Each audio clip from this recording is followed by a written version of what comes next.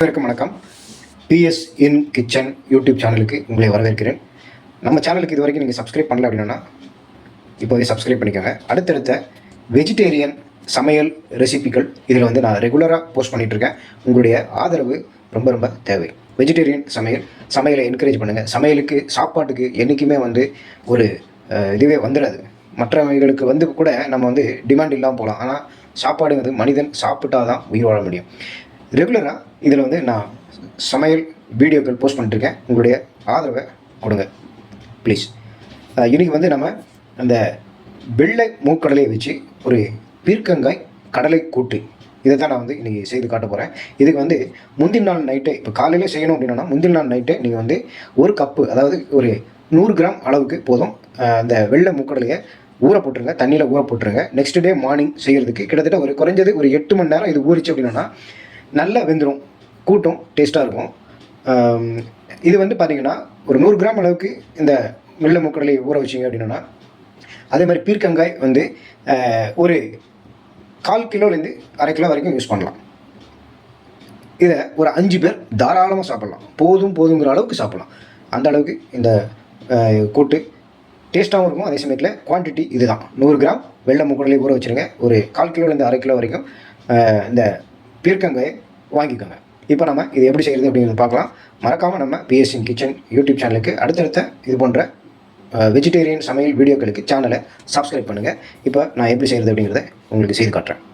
நான் ஏற்கனவே சொன்ன மாதிரி முந்தின நாள் நைட்டே வந்து கொண்டக்கடலை ஊற போட்டு வச்சுருக்கேன். ஒரு 8 ஹவர்ஸ் மேலே நல்லா ஊறிடுச்சு அது. இப்போ நான் அதை வந்து வேகப்பட போகிறேன். ஒரு குக்கரில் அந்த ஊற போட்ட கொண்டக்கடலையை அதில் போட்டு கொஞ்சமாக உப்பு போட்டுக்கோங்க. அதே மாதிரி கொஞ்சமாக வேகிற அளவுக்கு தண்ணி ஊற்றிக்கோங்க. தண்ணி ஊற்றிட்டு ஒரு 4 விசில் விட்டுடுங்க. நல்லா ஊறிட்டுங்கிறதுனால அது வந்து சீக்கிரமாகவே வந்துடும். ஒரு 4 விசில் போதும். இப்போ பீர்க்கங்காயை இந்த மாதிரி நான் வந்து கட் பண்ணி வச்சுருக்கேன். கொஞ்சம் தோல் ஹார்டாக இருக்கும். இந்த தோலெல்லாம் ரிமூவ் பண்ணிங்கன்னா இப்படி தான் இருக்கும். ஒரு பேனில் வந்து நான் ஒரு பாத்திரத்தில் ஒரு சொம்பு தண்ணி விட்டு ஒரு 3/4 டம்ளர், அதாவது ஒரு 100 கிராம் பாசிப்பருப்பு போட்டு நல்லா வேக வைக்கிறேன். அது பாசிப்பருப்பு வேகும் போதே இந்த பீர்க்கங்காயை நான் சின்ன சின்னதாக கட் பண்ணிட்டேன். உள்ளே கொஞ்சம் விதைகள்லாம் இருக்கும், அதெல்லாம் ரிமூவ் பண்ணிட்டு குட்டி குட்டியாக கட் பண்ணி இந்த ஒரு 10 நிமிஷம் பாசிப்பருப்பு வெந்த பிறகு இந்த பீர்க்கங்காயை அதில் நீங்கள் போட்டுருங்க. கொஞ்சமாக மஞ்சள் தூள் ஆட் பண்ணிக்கோங்க. தேவையான அளவு உப்பு ஆட் பண்ணிக்கோங்க. உப்பு நிறைய சேர்த்துறாங்க. பீர்க்கங்காய் வந்து நீர்க்காய், சீக்கிரமாக உப்பு நிறைய உறிஞ்சிரும். அது மட்டும் இல்லாமல் நம்ம வந்து ஏற்கனவே மூக்கடலையை வேக வச்சுருக்கோம். அதில் வந்து கொஞ்சம் உப்பு போட்டு தான் நம்ம வேக வச்சுருக்கோம். அதனால் அதில் உள்ள உப்பும் இதில் சேரும்போது கரெக்டாக இருக்கும். நிறைய உப்பு சேர்த்துறாதீங்க. இப்போது நல்ல வெந்திருக்கிற இந்த மூக்கடலையும் இதில் நான் போட்டுடுறேன். ஒரு 10 மினிட்ஸ் நல்ல இதை வந்து நான் கொதிக்க வைக்கிறேன். தேவையான அளவு தண்ணி ஊற்றிடுங்க. ரொம்ப தண்ணி ஊற்றிடாதீங்க, அப்புறம் கூட்டு மாதிரி வராது, குழம்பாயிடும். இப்போது இது கொதிக்கும் போதே நான் வந்து அடுத்ததாக 2 தக்காளி சின்ன சின்ன கட் பண்ணி வச்சுருக்கேன். ஒரு 3 மிளகாய் வத்தல், ஒரு 1/4 ஸ்பூன் சீரகம் போட்டு இந்த மிக்சியில் போட்டு நல்லா அரைச்சி தனியாக எடுத்து வச்சுக்கிறேன். இதுக்கு வந்து தேங்காய் தேவை இல்லை. தேங்காய் இல்லாமலே இந்த கூட்டை நம்ம தயார் பண்ணுறோம். சூப்பராக இருக்கும். இப்போ நான் நல்லா மையாக அரைச்சி வச்சுருக்கிறேன். இந்த தக்காளி காரம் போட்ட மசாலாவை வந்து நான் இதில் ஆட் பண்ணிடுறேன். இப்போ வந்து இதை நல்லா ஆட் பண்ணிவிட்டு இதை வந்து ஒரு 3 மினிட்ஸ் கொதிக்க வைக்கிறேன். காரத்துக்கு அடுத்ததாக வந்து பார்த்திங்கன்னா காரத்துக்கு நம்ம வந்து இதை அரைச்சி ஊற்றிருக்கோம். நல்ல டேஸ்ட்டாக இருக்கும். அப்புறமா பெருங்காயத்தூள் கொஞ்சம் ஆட் பண்ணுறேன். நல்ல வாசனைக்கும் டேஸ்ட்டுக்கும் பெருங்காயத்தூள் கொஞ்சமாக கூடுதலாகவே தூக்கலாகவே அதில் வந்து ஆட் பண்ணுங்க.